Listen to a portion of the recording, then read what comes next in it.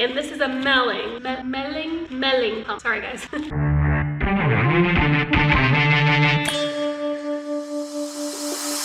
All right guys, we're back here at PTS Fab once again, and we brought over a head. Sorry, it's gonna be a little bit noisy. We got some stuff running in the background, but classic problem a lot of people run into, particularly with the LS motors. We have a couple of studs or bolts that got broken off into the head. So this is from the motor that we're getting ready to put together for the truck. And yeah, as usual, I mean, this isn't very, these were actually broken before Tanya even took the manifolds off. They were broken in there already. So I'm surprised it wasn't leaking its ass off. Looked like it was maybe leaking a little bit on this cylinder, but we gotta extract these out. So we brought it over to Nick because we didn't want to screw it up. And honestly, I don't have a MIG welder right now in the shop that runs on the power that we have there. So brought it over to Nick, and he's gonna show us how the best way is to get these suckers out. So we'll get to it right now. So what's the preferred method? Is it weld the nut on? You go straight to that, or? Pretty much. Yeah. I mean, cause some guys try to, you know, drill it and do the old, what is it, the easy out things? But Yeah. you guys fabricate. For that. Yeah, I was gonna say, and you guys fabricate, so it's kind of seems smart to just go directly to the old, weld the nut on there, and then take it out that way. So, and I think this is a relatively common problem. The bolts that they use, they rust, you know, just as much as the manifolds do themselves. So It's actually, yeah, it's between that and factory bolts are Loctite. oh really? Yeah, Oh, see, I didn't even know that. Okay. Oh Another yeah. Loctite. Yeah, I'll try it. See if it'll, It should. and then watch Oh, through yeah. that, and it'll auto tint, and you can watch it. Yeah. See what you're- I think the camera may actually make it dark. Oh no, there we go.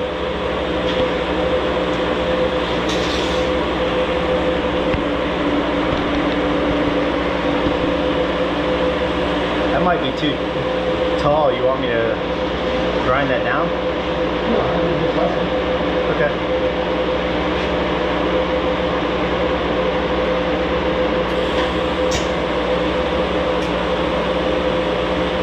I think the camera itself goes dark enough to where we might not even need the shield. The shield might be on one of the darker settings too. Oh yeah.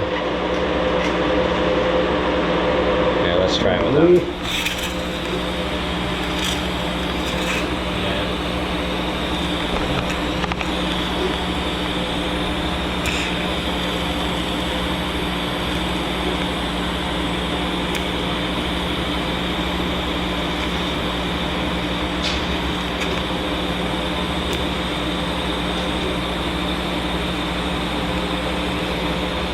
I wish it would show us what I'm seeing in here.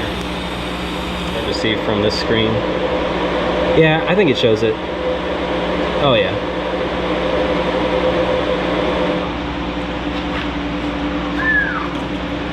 Dang. Spicy.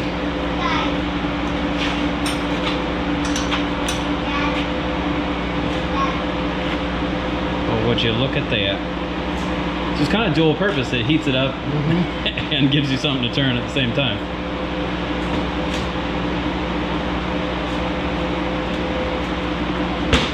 Not, oh wait, I thought Tony was over there. I was gonna say, not to be mistaken by when we froze the crank pulley to get it on instead of heating it up. Oh.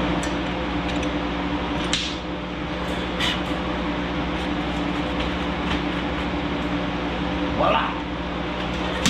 Oh yeah. What? Good to go. That hole ain't even that bad. No. Good to go. No, It'll that's good. clean up and you're good. So that kind of shows you when these things break off, it's not really the hole's fault. It's always just that bolt seized up in there and broke right off. So I gotta take that sensor out because it's probably gonna be a little toasty around there while he's welding. And might be in his way.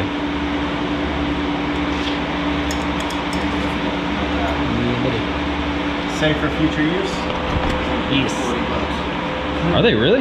Yeah, they're Oh. like 37 bucks. Oh shit. That for sure.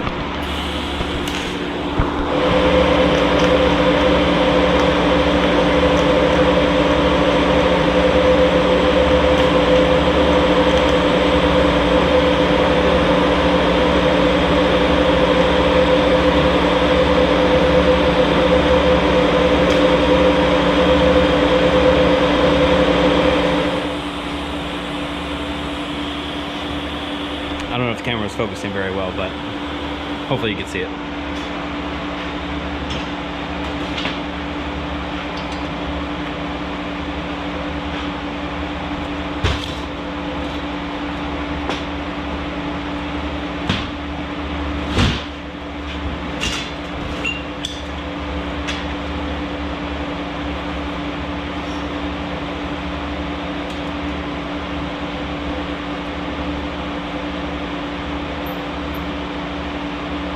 I got a set of stainless bolts for these too. So hopefully I didn't have any more.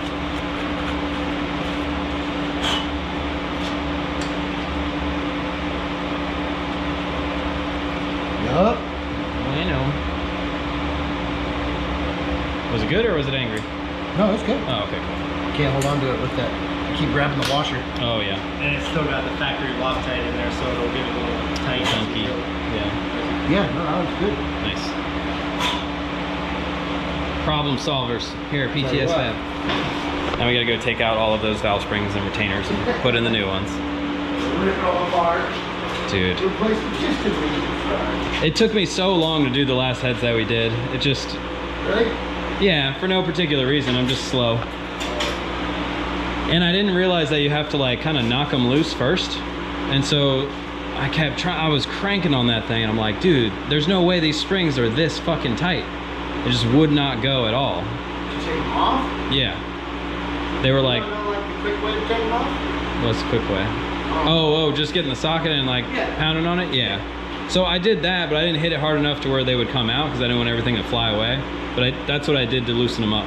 And then I was able to take the compressor and just do them all. Can you take them apart? No, it's fine. Oh. I'll do it. I did it like 2 minutes. I know you can. Losing Mr. Bear Paw over here. He uses his I know, bare he just uses bare hand, just slaps it. The goddamn thing. Yeah. Maybe I'll try that method this time. Now that I have a whole nother set, so if I lose anything, I'm still good. So I'll give that a try. You're about to make me take it apart. All right, guys, so he makes it look way easier. If we would have done a video, it probably would have been like a 15-20 minute video, but yeah, that's a simple way. You can use a MIG welder. They ticked it because that's, you know, what he had available, and it's probably a hell of a lot cleaner. But yeah, good to get those out. The other head didn't have any broken ones in it, so we're all set to start taking those heads, get the valve springs and retainers out, get some new valve seals, and get the stiffer springs in there. And those heads are good. We'll clean them up a little bit on the bottom and get them ready to go on the motor. So much later that the old narrator got tired of waiting and they had to hire a new one. Hey guys, what's up? Last time we left off over at PTS Fab, just getting 2 exhaust bolts removed out of one of the heads. It's been an extremely busy time over here. Derek's been busy with work and we've been waiting on some parts to come in. So I'm just gonna do a little bit of an unboxing here for you. I may not know what everything is, but we'll just jump into it. Some of the parts that Derek has ordered have come in. Well, there were a couple things on back order and one thing that just hasn't come in yet, which is mounting brackets for the 2 fuel cells that Derek has ordered. To start off with, first, we got a new cam I know absolutely nothing about. But here is Derek's new bump stick. If you guys are wanting specifics, here is the card that came with the cam. I don't know why I'm reading any of this because I know what none of this means. But we will be installing this in the next video. New cam, the old one has already been removed. He has also ordered a new oil pump. I know he has mentioned that he's gonna leave it on the stock spring that comes in this. We did change out the spring in my motor, but he's gonna see how the stock spring does in the new oil pump. And this is a Melling pump. Sorry guys. Looks like he also ordered a couple of clamps. I know when we were taking apart Liam, there were some clamps that were tired, needed to be replaced. So we got 2 new V-band clamps. I think he has another one in here somewhere, but so 3 clamps total. Nothing special. So it looks like Derek also ordered an intake air temperature sensor. I believe we have to take something back over to Nick to be welded to get this bad boy in there. So he'll actually have intake air temp He'll actually have IAT, which he hasn't had in the past. The rest of what he ordered is gonna be fittings and hose lines He's got a number of fittings that he ordered. He is switching over to, and I know he's explained this to me like 5 or 10 times. I'm gonna be honest, I haven't listened to him, so I have no idea what his plan is for the fuel system. I just know that he has switched over to 2 fuel cells. I know the ultimate goal is to be able to switch back and forth between methanol and pump gas, just so we can flush the system out each time. But I can't remember how he plans on tackling that. I know, bad wife. These are the two new fuel cells. I know he did say something about them being mounted back to back. We did talk about, yeah, I know he did talk about them being mounted this way in the back of the bed. Obviously they won't be slanted. They'll be mounted flat on the bed like this, back to back. And then along with those, he did order some fuel lines from Shipback Supply. Well, that's pretty much it. I know we are waiting for lifters. Those should be coming in today. He does not have the mounting brackets for those, so we'll probably be picking those up this weekend. Other than that, on the next video, I'm gonna go ahead and get the motor reassembled as much as I can. There are some things that Derek is gonna have to help me on, so we're gonna have to wait for him to get off of work to do. I'm not gonna be able to take off the springs from the old head by myself. I already got the springs from the new heads off, but I'm pretty weak and I could barely do that, and those were stock springs. So we're gonna have to wait for him to get the new heads on. And that's pretty much it. So anyway, like, share, subscribe, the usual stuff, and leave a comment, let me know what you thought, and click the join button, which is now available for some extra bonus footage, as well as live sessions. We'll be doing some live sessions that are only available to the members of the channel. And yeah, we'll see you on the next one.